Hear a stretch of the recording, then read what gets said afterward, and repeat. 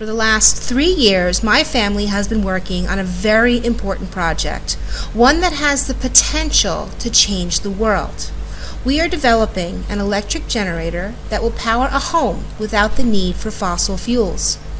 It's called a free energy device, and it's based on the suppressed works of Nikola Tesla. We call it the QEG, which stands for Quantum Energy Generator. We open sourced the plans for the QEG in 2014, and over 250,000 people have downloaded them from our website. Many do-it-yourself engineers have been building and co-developing alongside us.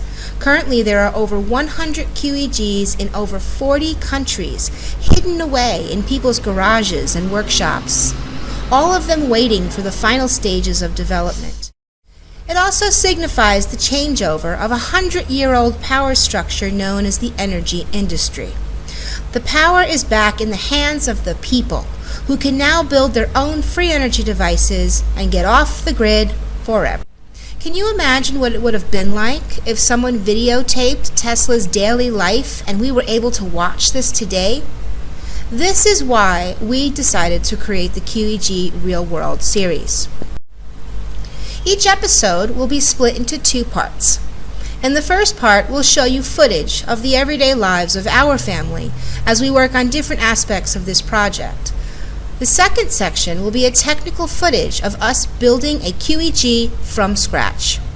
For us, it's extremely important that we show you these 2 sides of the project, because we've learned over the last few years that you cannot separate the technology from the humanitarian side of this. When you are building a machine, lots of things happen around this endeavor that affect the outcome. I've spent the last few months following my family around with a video camera and filming everything I could so that the world can get to know the people behind this project. You'll get to meet my mother, Valerie Robitaille, who has been an integral part of this project from day one. You'll also get to know Tavon Rivers, my beloved partner, engineer, and designer of the mini QEG. And our rock star engineer, my stepfather, James Robitaille, the man that started this whole project in the first place. So join us to see what happens when an American family builds a free energy machine in front of the whole world, and our dreams stop getting suppressed and start getting real. Welcome to QEG Real World. About a year ago, Tavon and I started the long process of establishing a business entity and shipping account that would allow us to import the QEG lab into Morocco.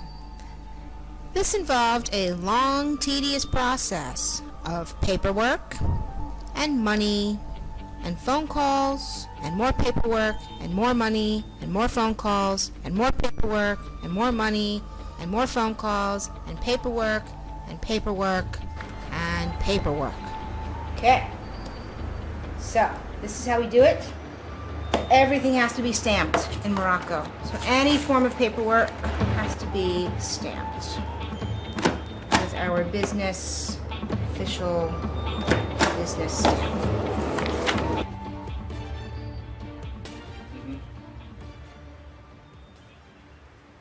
Okay, now is the invoice, so I would, they said, so DHL would give me the invoice and then I would send you I would email you the invoice, so I guess you can check and prepare.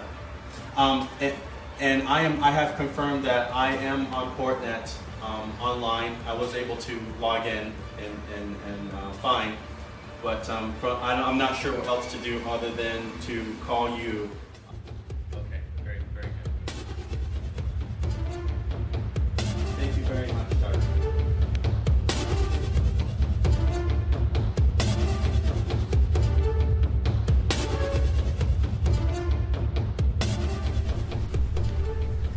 Our shipment weighs 1,000 pounds.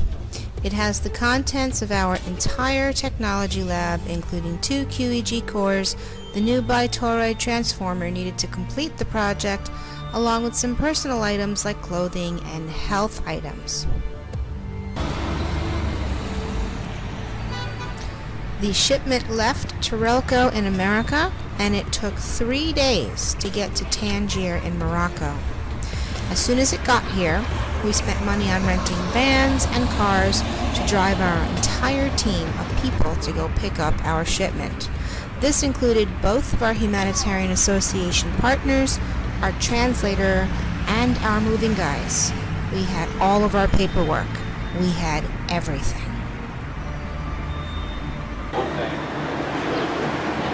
Quite the scene. Got everybody in the car.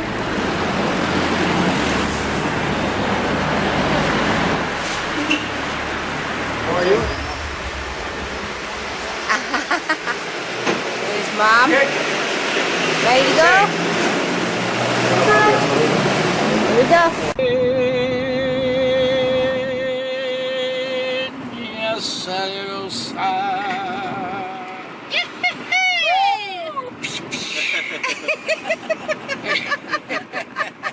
Mexico lindo. Yes, linda y hechicera. Eres linda y hechicera como el canto de una rosa.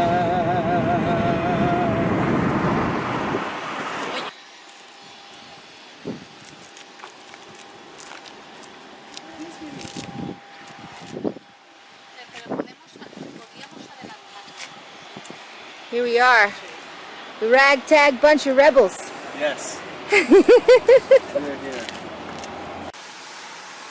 All right, this is a little hard to do because I'm filming and I'm waiting here on the side of this road for our truck to come. And behind me is DHL, and this is where all the shipments come in to Morocco through Tangier Airport. Here they come. Here's our van.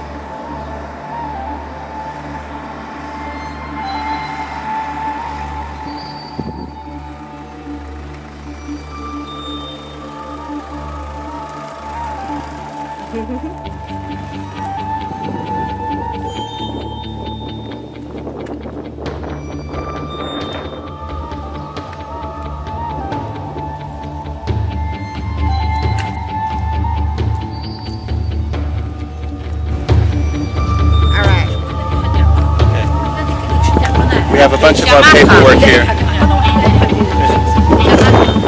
Yamaha. Japanese, so they This is our paperwork we need to get the things from America. In Morocco, it's called bon on delivery. Yeah, born of delivery, yes, that's good. And this is a print of the DHL invoice.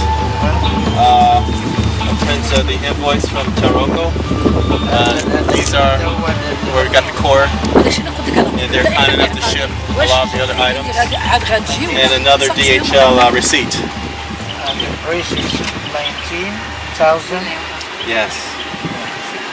So we're going to go in, and we're going to present our papers, First. and then go from there. And hopefully we'll have our things.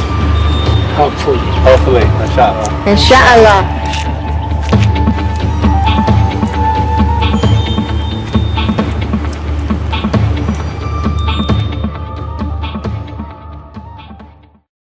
You need the transitory.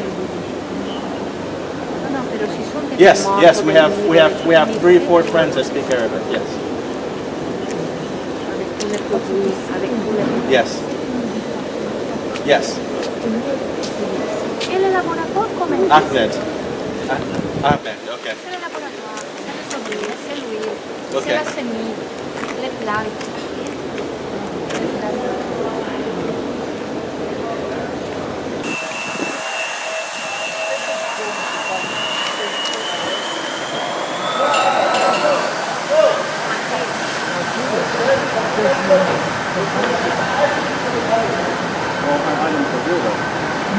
Okay. Okay. Okay. We'll be right here waiting, and I will await his call. Thank you so much. Okay, Sama, bye.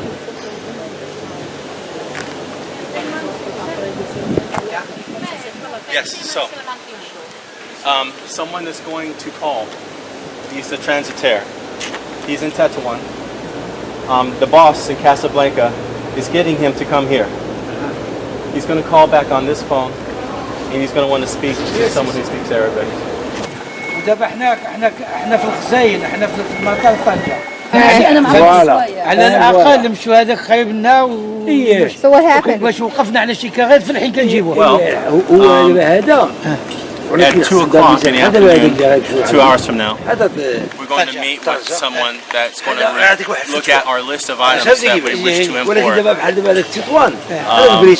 go from there.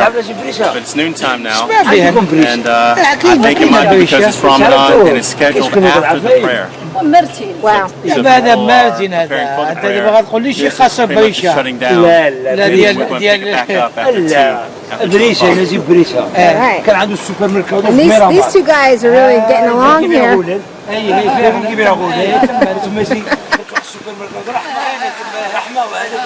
Everybody's getting to know each other. Beautiful blending of worlds. There it is. There's our stuff.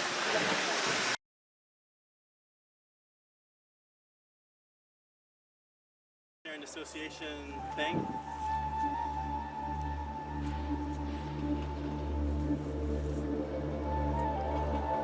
Okay.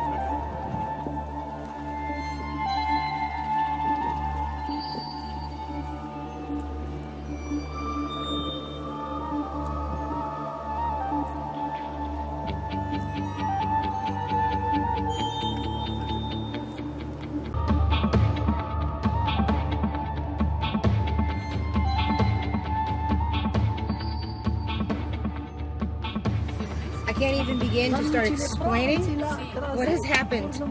But we're in Tangier now, and we're driving. We don't have our stuff, and we're driving because we're getting hooked up with some papers that we need to get our stuff. The transitaire would not release our stuff to us without us paying a boatload of money. We got all of our people here, so I'm just going with the flow. All I know is that God's in charge of this one, and we're going to get some papers, and we're going to get our stuff, and we're going to probably have to come back tomorrow. And it's Ramadan, so it's very interesting because everybody's fasting, and people are a little cranky, and it's really hot.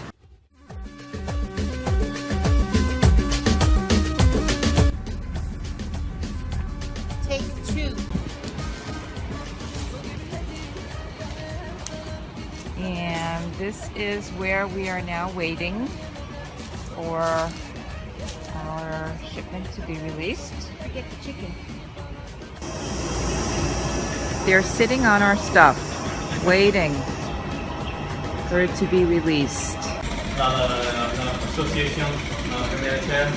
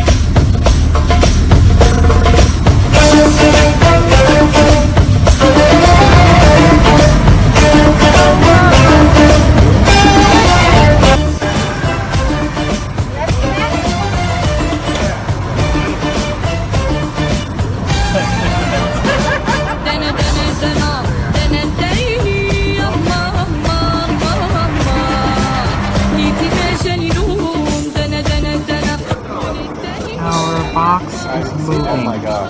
It's actually going on the forklift. There it goes.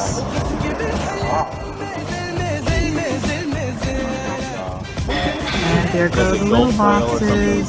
Like layers of that in wood, layers of that. You did that.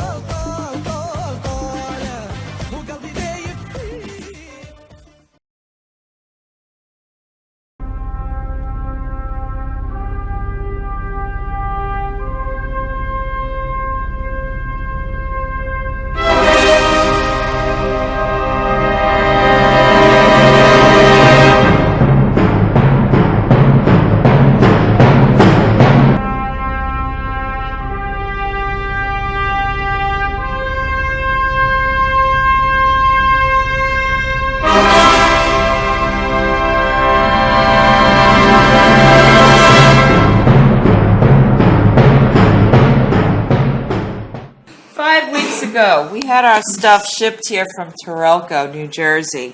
It took 3 days to get here. And it has been sitting in customs in Tangier for 1 month. And this is what we've gone through to try and get it. The first thing we did was we set up a caravan. Okay, so we rented a truck, big truck, and we rented a car. 6, 7, 8 people went total up to Tangier, which is about an hour from here. And tried for 8 hours to get our stuff out. No good. We had the associations, the 2 associations with us that we are co-sponsoring the community center here with, thinking that maybe we could get some kind of tax exempt something. So that first thing didn't work. That night, 5 weeks ago, we went and met with one of the people, one of the women at the center, who's one of the higher people at the center. She said she knew a lawyer, abrogado, who would get us some signatures and a stamp that we needed to be tax exempt. Please come to the center. And so we got there 10 o'clock because the lawyer was supposed to be there. He arrived after midnight. We had tea. We talked to him, told him everything we were doing, showed him pictures of the generator and my medicines and all these things, blah, blah, blah. He said, okay, no problem, I'll help you. And that was that. Now that was, I think that was the day, was it Ramadan that day? Yeah, it was ending in a few days after that. Now you have to realize during Ramadan, these people fast all day long and party all night long, right? We already told you about Ramadan. The thing we didn't know is that after Ramadan, the country closes down. It just closes down, like the whole country. They do nothing. They go to the mountains and they do whatever. So this lawyer, after that night, disappeared for 2 weeks. Disappeared. We couldn't get him on the phone. Nobody could reach him. Every inquiry we made during this time, we got, inshallah, inshallah, inshallah, which means, if Allah is willing. So, we're getting really crazy, and back and forth, and there's all this customs, right? So, we went to Tangier the other day. It was a freaking nightmare. We were there again, 7 hours. Went to this one office. You got to realize we're speaking 4 languages now. 4. English, French, Spanish, and Arabic, right? To try and communicate with everybody. What? Oh, Darija Arabic, not even classical Arabic, but the special kind. So you can't even look this stuff up on your translator, you know? So we go to this office. The guys at DHL and Customs are really sympathetic to our situation. That big 950-pound shipment has been sitting in their warehouse for 5 weeks, right? So they get it. They send us to this minister's office somewhere in the middle of Tangier, and we go up, and we get to a guy with a tick. There's a tick. And this. Smiling tick. There's 2 ticks, right? Doesn't speak a lick of English. Not a lick of English. He's fighting with us. We go back to customs. They say, no, you got to go back to this guy. Meanwhile, we're paying a taxi driver, right? So we go back. He says, okay, wait, we get assistance. We go into another office. This guy has a stutter. So we've got 2 ticks and a stutter, 4 languages, and got absolutely nowhere. Went back to customs. Well, no, we didn't go back that day, but we've been in touch with customs. So P.S., we have to pay the tax. Oh, wait, forgot to tell him about the night the lawyer and the mayor came. Oh, wait, this is the best part. So after that day, that night, no, not that night. They wanted to come that night. The next night, we let them come. An entourage of 6 Moroccans. 6 of them walk up 4 flights of stairs. And we're talking 4 languages. Naima is on the Google Translate with one of the girls because she was young and, with it. And they're communicating basically. Well, we did a presentation. We did a presentation. What a beautiful presentation. Naima pulled together on the big screen wall. We have this 12-foot screen. right?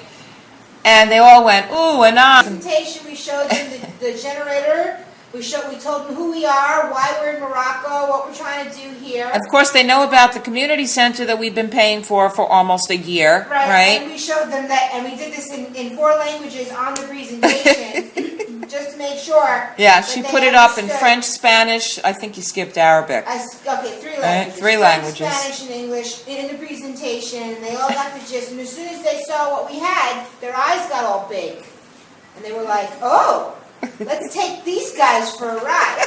So, the deal was, okay, we'll give you the stamp, and he's holding up his stamp, right? We'll give you the signature and the stamp, but you have to deliver the shipment to the lawyer's garage.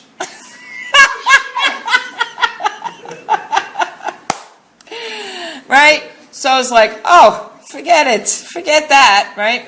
They're going to confiscate our stuff. Yeah, basically, you know, I could just see it now because there's all this copper and metal and all this stuff and yeah. They wanted to steal our stuff. Yeah, they wanted our stuff. Anyway, so we said no. The lawyer got all offended in a huff. So we go slama, which means goodbye, good night, Laila Saida, mwah, mwah, mwah, mwah, mwah, mwah, mwah. All the mwahs around the room, right? Close the door, they're down the stairs, they're gone. Look what they left.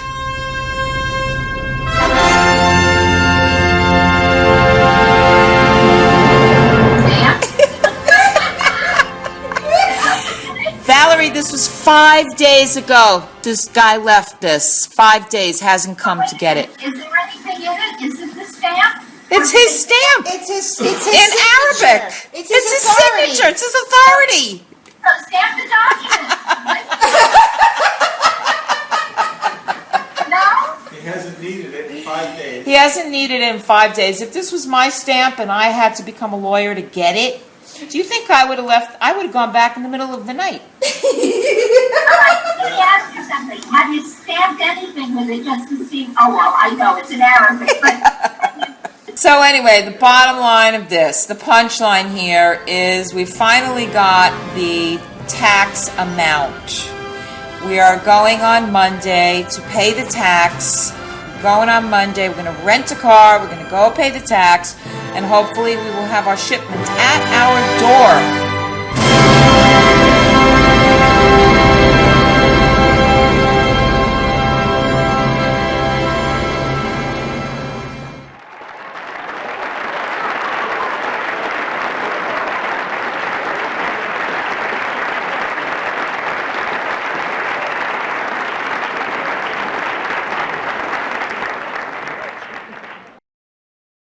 Capacitors. 1400, 20 microfarad at 1400 volts. Each one will handle 1400 volts. They're very good for our high voltage and high energy work. We're going to use these for capacitive coupling from the output of the QEG for some experiments. And these, high voltage capacitors are used a lot with this work. We have quite a lot of them here now. Another box here. Capacitors, high voltage capacitors. We've got a lot. This is an antique signal generator that works really well, up to about 400 megahertz. It's like, let's see. What the range is, what the low end is. The high end is about 400 megahertz. So we've got the solid state over here. That one goes up to 20 megahertz. This more modern signal generator. This one is a tube type. I'm repairing it, replacing electrolytic capacitors and the tubes. So it should be working very well. Okay. All right. We're doing here. Okay. It'll stay there. I gotta get some blocks.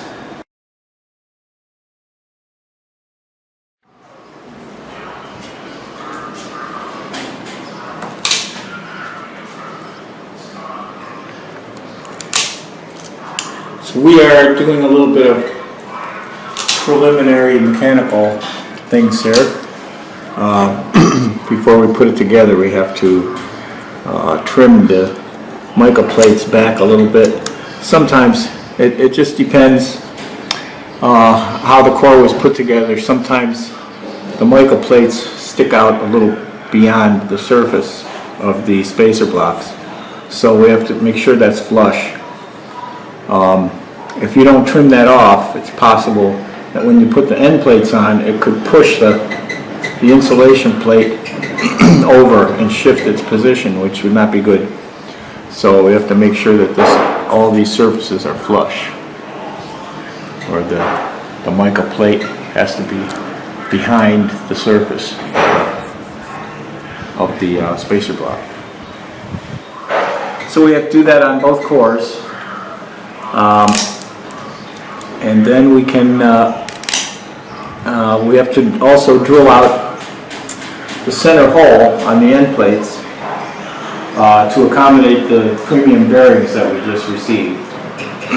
So when we get this trimming done and those holes bored out, then we can do the complete assembly. We'll begin putting it together.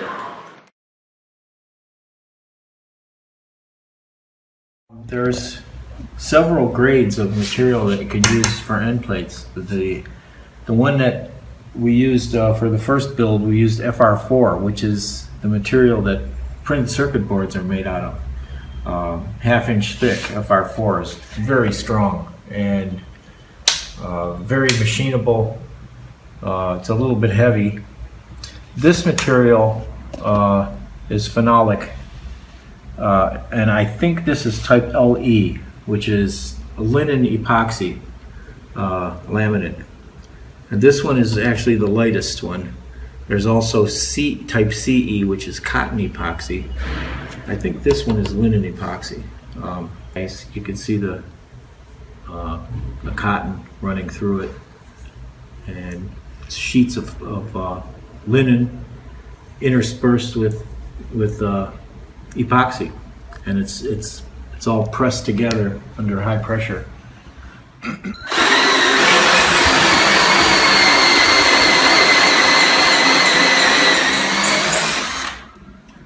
Let it cool down a little bit. A little tricky to do this without a drill press, but we have a pilot hole here. Keep it centered.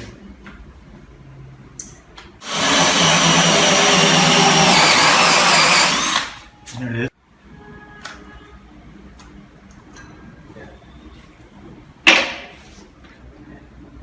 Here is the premium bearing. We just drilled this one out so that this flange will fit into the hole, and put it right in there. And as we know, to set up the rotor so that it doesn't rub on the stator, the bearings have to be adjustable. So the hole is a little oversized, so you can see we can move it around, little bit to be able to set up the rotor.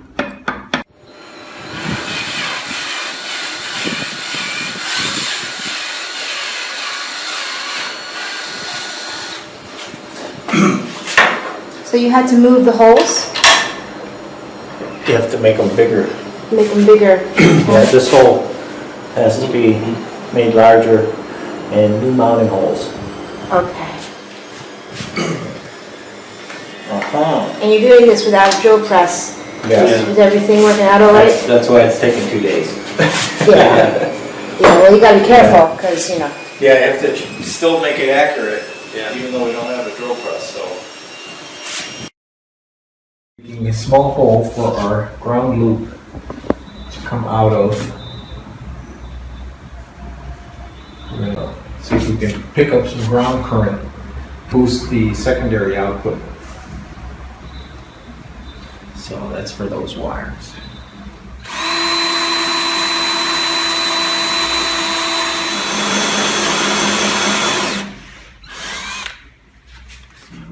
Okay, when we make this center hole bigger, the old bearing had 3 mounting holes. This one's got, the new one has 4. And we use carriage bolts to mount them on the inside. Bearings are mounted on the inside. This is the inside of the end plate. And the way that it's mounted, we use these carriage bolts. And there's a square at the top. So these holes have to be drilled out in the cast iron housing. They have to be drilled out a little bit because that square will not let it go all the way down. It won't let it go down flush. So you have to open these holes a little bit so that this will go in. And you want to drill it so that when this goes into the almost flush, that it binds a little bit, so it grabs the cast iron and won't spin, because these are on the inside. This is a little tedious because you have to drill very carefully when you're drilling into cast iron, because it likes to grab the drill bit. If you get off center, it'll grab it and throw the workpiece. So you got to do it gently. But we're almost there. Probably one more drill through there, and that'll be right. Then I'll do the other 3, and this one will be ready.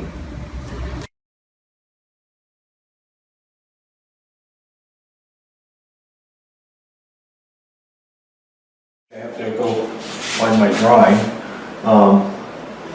to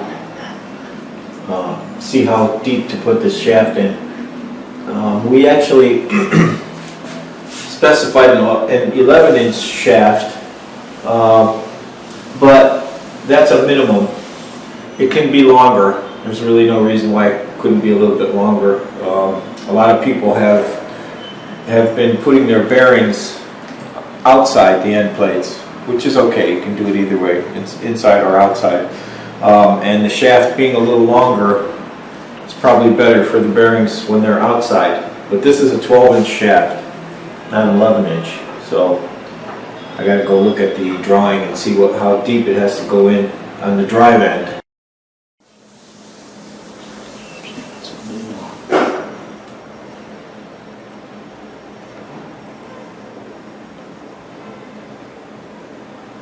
Three and a half inches of the amount this is sticking out.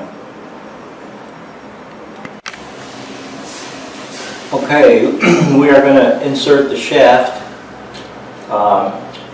using the Loctite 648 bonding compound, retaining compound. This is for close fitting metal parts.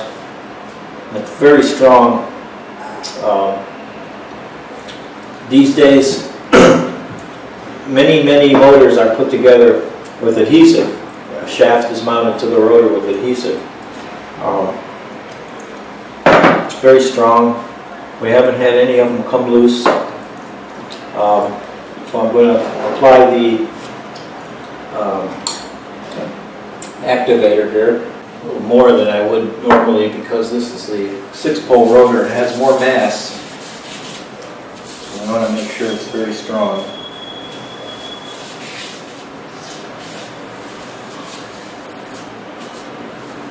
Okay. Some of that on the shaft. Some of this on the bore. Just going to run it through there.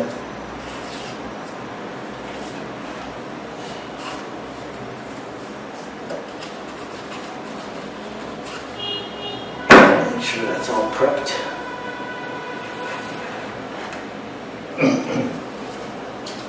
Okay. This.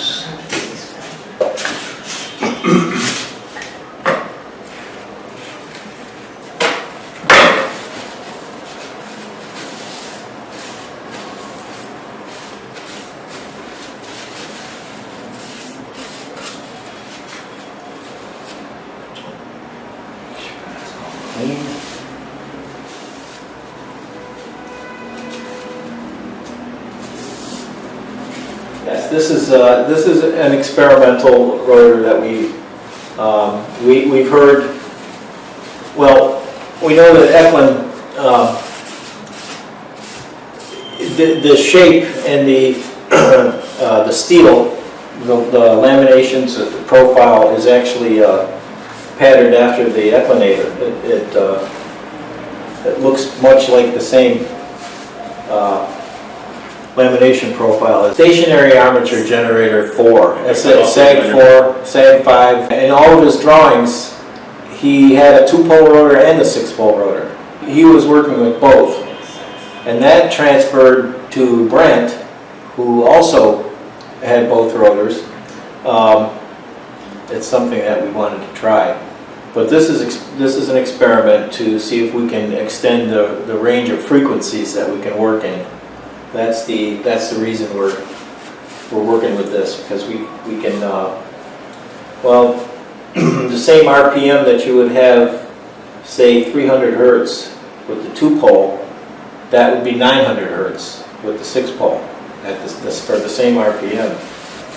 So it extends the range that we can work in. Okay, we're going to put this in here now. Once you get all the adhesive in place, you don't have too much time to get it into the final position, because it sets pretty quick. So here we go. I think I have to shape this.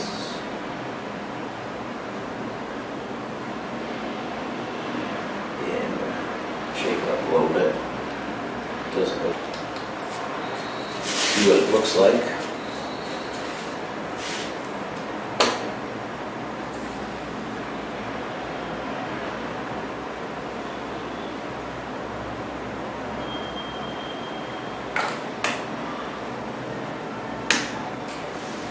It's very comfortable.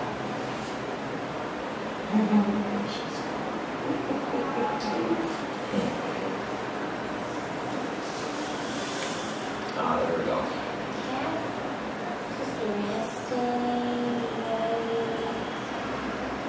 Looks fine.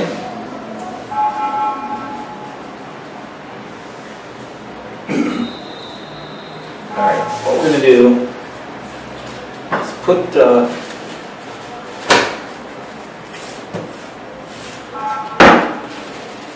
towels out here.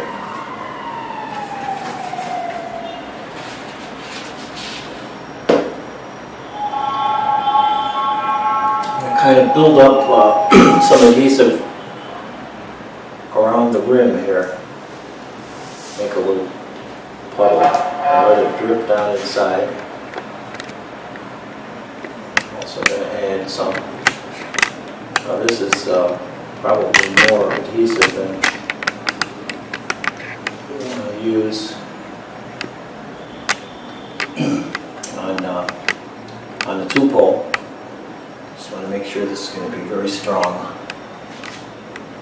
Okay, we're going to put some on the shaft also.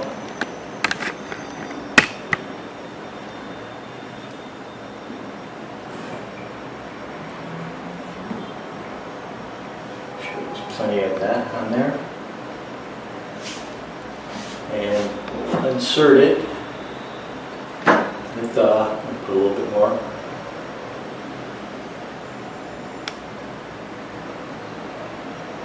It's well coated. And here we go.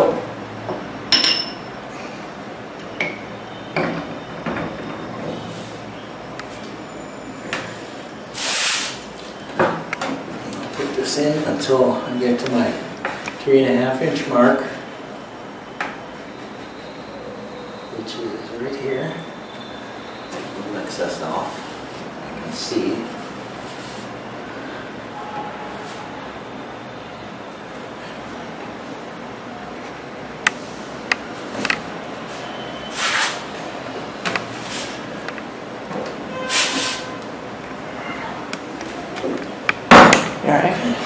Yeah.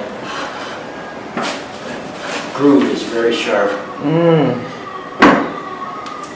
Here it is. Got it? Yep. Cool. It's in there. Get some of this excess off.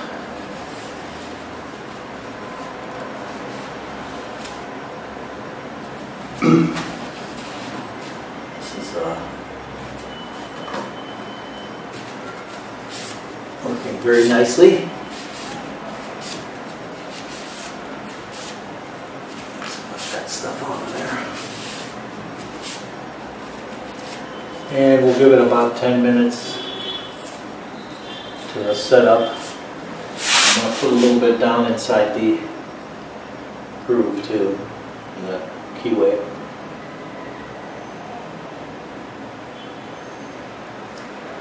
And just a little to fill the space there.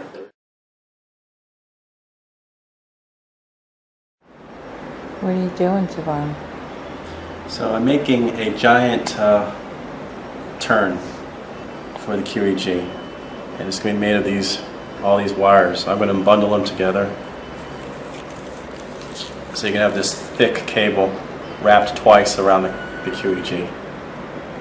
And this is based on some research done by some inventors in South America with getting ground current. So I need a thick turn of wire to do that, so that's what this is.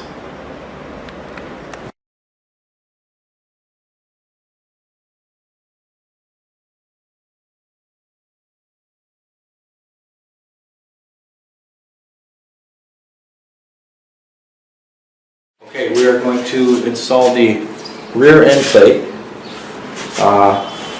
Bearings on the inside for this installation. So we have to, I think I'll have T hold this while I fish the wires in.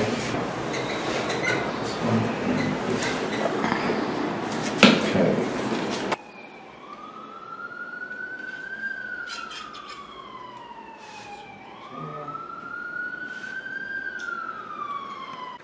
Keep moving it closer.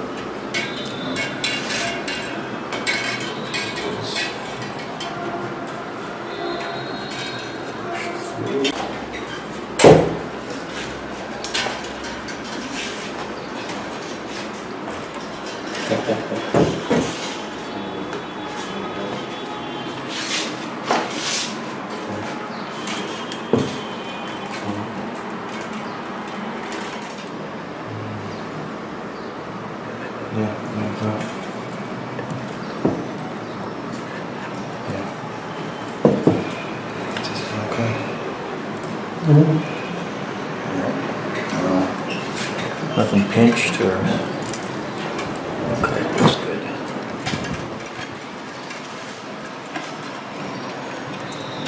Okay, now start the bolts in on this side.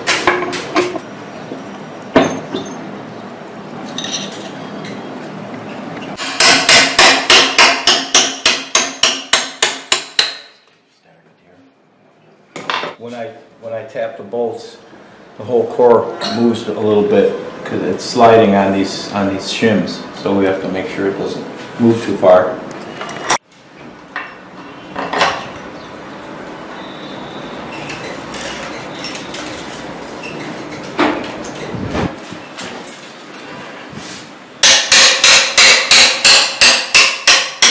When you get to about here, we gotta watch and make sure that the spacer block doesn't push it out. Okay. So just make sure that doesn't move while it's going through there.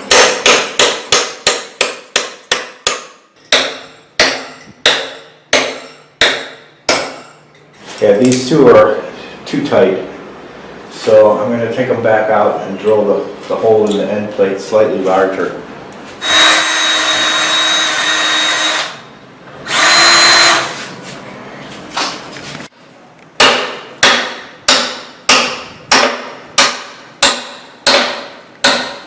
That's good. Getting ready to put these 5 bolts in at the bottom to mount it to the shoe. That's good. We're going to have to block up the back while I put the rotor in. Even when these bolts are in, because you know, there'll be nothing to support the back of it. We'll have to have something here. Tavon is measuring where to cut the wood to have the right height to prop up the core.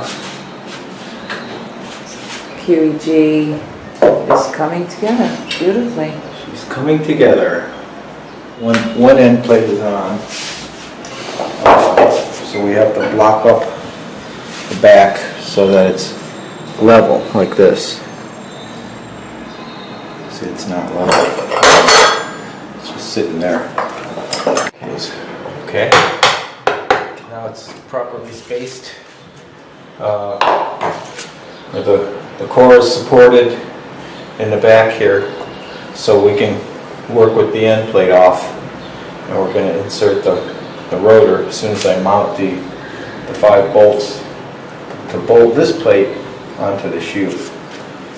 Okay, we're going to insert the 5 mounting bolts to mount the end plate onto the mounting shoe.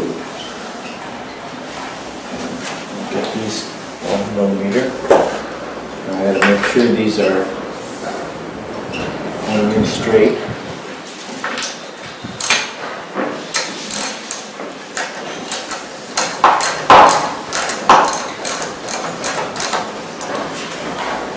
Put them on the 2 ends first to get it centered.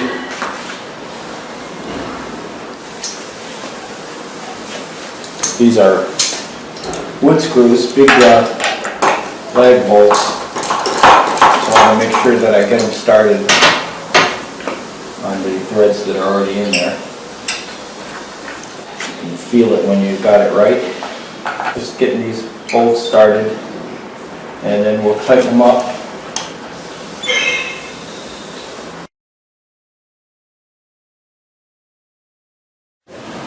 We're going to insert the rotor now and see if our adjustments that we made are going to work out.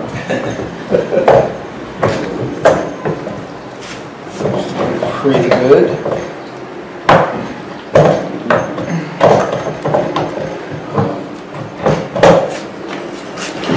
That bearing is going to have to be tightened. No. Gotta get it's got to be perfectly aligned for the shaft to go through there. So I gotta move the barrel a little bit. That's a very close fit. Now if you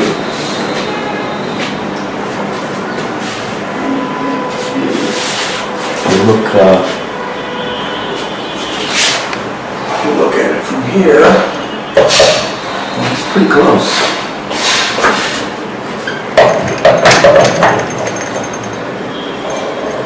See, it has to be perfectly aligned when you bring it through the bearing. That's looking pretty good. Just keep working it a little bit.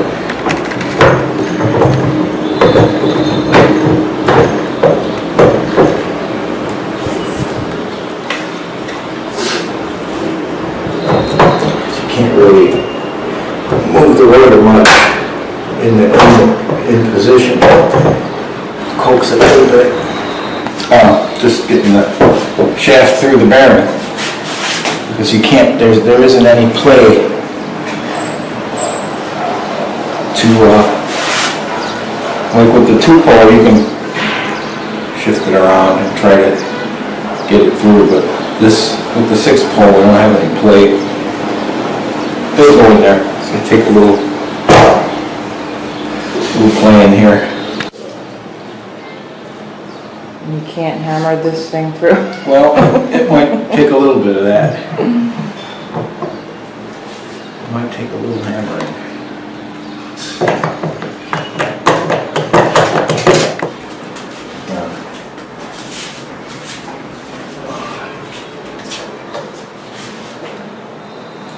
Get in here somewhere.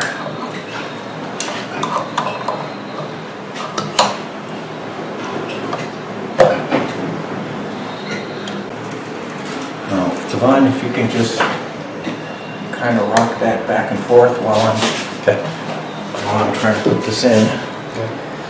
That should help. Yeah, I think it's coming.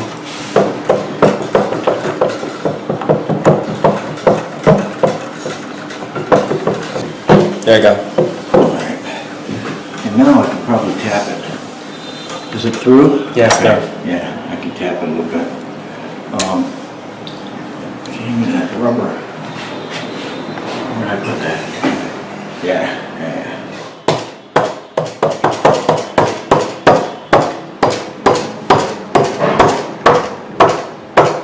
There we are.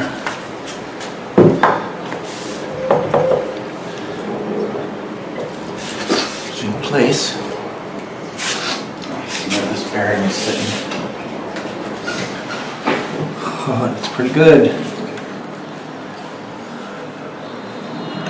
Looks like it's, you know, if you look in here and see if it's equally spaced around the hole, and that's good. That's a good thing. Okay. It's not jammed to one side. Yeah. Yeah, as long as you can turn it in there, then we can get the bearings adjusted. Yeah, that's gonna be great. Yeah. This one hopefully be a lot easier. See how we line up here. Good. Good.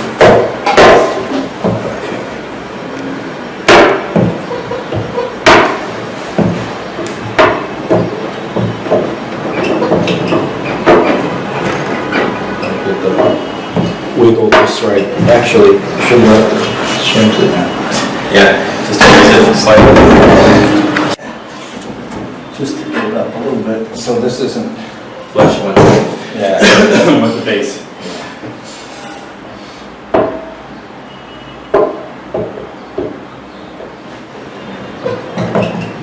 Yeah, so there we go. Okay.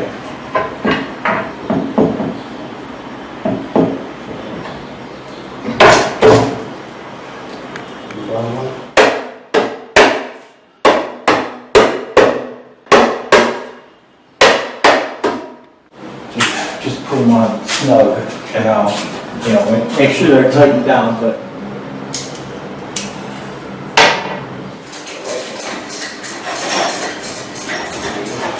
Kind of like Nikola Tesla and Otis Carr in the new millennium.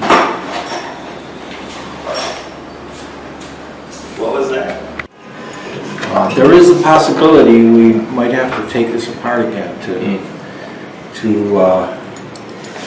if the bearings are right up against, where I don't have enough adjustment, then I'll have to make that hole a little bigger. I have a half-round file that we can do that with, so we can do it. Hope we don't have to. Now that we have all the bolts in and we know where things are going to sit, if you take a look at the bearing here, see how it's pretty much all the way pushed towards this side here. You have more spacing at the top and no spacing here. See that? Now if you look at the other bearing on this side, see it's all the way at the bottom of the hole, and you have a lot of space up here. So what we have to do is file this, make it a little bigger at the bottom so that the bearing can go lower. Because right now it's jammed upward. So it's jammed against these two poles, so we have to be able to get more space going downward. Everything has to move down, not much, just a little bit. Talking about like 10 thousandths of an inch, it's not a whole lot.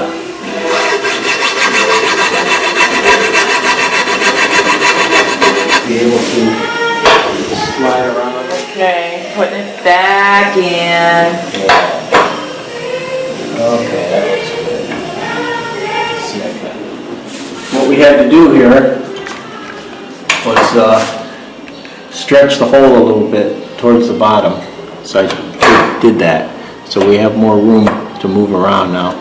But whenever you change, you know, if you're going to move the bearing, you got to make sure that the bolts will move also. So I slotted these two holes a little bit, well, all four of them. I slotted them. So should be enough room now. The rotor is in. It's spinning.